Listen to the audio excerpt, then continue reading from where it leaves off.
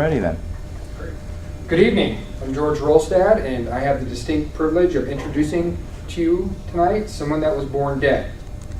Now, we all know, or we're all familiar with the famous bike racer Lance Armstrong, who was diagnosed with cancer in 60% of his body and then has subsequently fought back and won all these big bike races.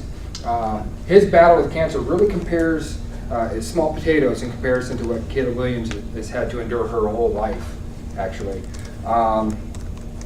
Kayla's first surgery was when she was 6 days old, and Kayla was born with a congenital intestinal defect.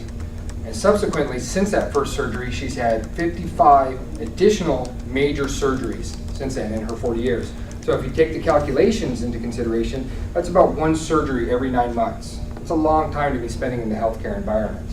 Most of those were during her early childhood to help her grow and mature into the lady that she is today. In order to survive something this tumultuous, you have to have a great support and a loving, caring family. And she did have that. And that was actually reflected, or that was actually demonstrated to her when she was 8 years old.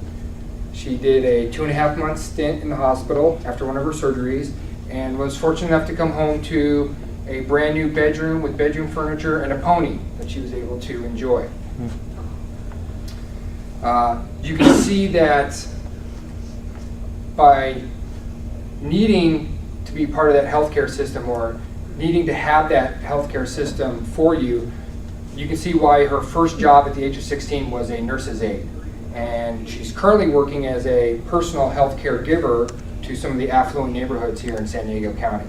Now, that doesn't mean she spent her whole time in the healthcare environment. She did briefly work as a fitness model for some of the local gyms, and did some photo shoots for some of the local publishings that we have here in San Diego. If you ever went to the Janet Jackson concert a few years ago, you may have seen Kayla on stage, where she was one of the choreographers to help open for Janet Jackson with the jazz, hip hop, and modern dance.